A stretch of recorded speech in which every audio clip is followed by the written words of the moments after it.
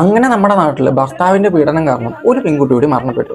ശരിക്കും ഈ അതുല്യയുടെ മരണത്തിന് കാരണം അവർ ഭർത്താവ് മാത്രമാണോ, അല്ലെങ്കിൽ അവരുടെ വീട്ടുകാരും കൂടിയല്ലേ? കാരണം അതുല്യയുടെ ഫാമിലി ഓരോ ന്യൂസ് ചാനലും വന്ന് പറയുമ്പോൾ പല കാര്യങ്ങളും ഇങ്ങനെ എടുത്തെടുത്ത് പറയുന്നുണ്ട്. അതായത് അവൻ പണ്ട് അങ്ങനെയായിരുന്നു, മദ്യപിച്ച് നല്ല രീതിയിൽ പ്രശ്നമാക്കുമായിരുന്നു, നല്ല പീഡനങ്ങളായിരുന്നു, അവൾ അത്രയും അനുഭവിച്ചു എന്നുള്ള കാര്യങ്ങളൊക്കെ A to Z കാര്യങ്ങൾ ഇവർക്ക് അറിയാം. വണ്ടി കഴിക്കൊണ്ടിരിക്കുമ്പോൾ അവിടെ ആരുമില്ല.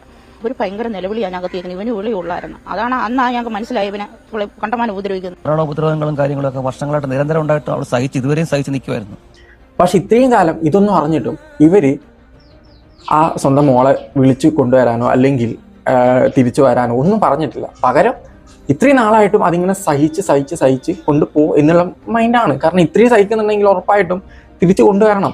അങ്ങനെ കൊണ്ടുവരാതെ ഇപ്പം എല്ലാം കഴിഞ്ഞ് ജീവൻ ഒടുക്കിയതിന് ശേഷം വന്ന് പറയാണ് അവൻ കൊന്നതായിരിക്കും. ശരിക്കും കൊന്നത് അവൻ മാത്രമല്ല, ഈ പാരൻസും കൂടിയിട്ടാണ്. നമ്മുടെ നാട്ടിൽ ഇപ്പോഴും ഉണ്ട് ചില ആൾക്കാർ ഇതേപോലെയുള്ള. കാരണം ഇവര് മക്കളെക്കാളും ഇഷ്ടപ്പെടുന്നത് അല്ലെങ്കിൽ മക്കളുടെ ലൈഫിനേക്കാളും ബോധഡാവുന്നത് നാട്ടുകാരെന്ത് വിചാരിക്കും, അയ്യോ എൻ്റെ മോളിപ്പം ആ വീട്ടിൽ നിന്ന് ഇങ്ങോട്ടേക്ക് വന്ന നാട്ടുകാരെന്ത് വിചാരിക്കും, അവരെന്തെങ്കിലും പറയും എന്നുള്ള ചിന്തയിലാണുള്ളത്.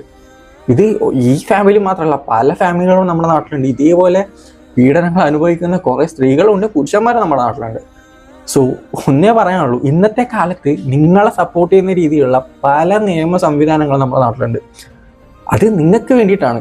ഇന്നും നാട്ടുകാരെന്ത് വിചാരിക്കും, മറ്റുള്ളവരെന്ത് വിചാരിക്കും എന്ന് നിൽക്കുന്നതിന് പകരം നിങ്ങൾക്കത് മുന്നോട്ട് കൊണ്ടുപോകാൻ പറ്റുന്നില്ലെങ്കിൽ നിങ്ങൾ നിർത്തിപ്പോണം.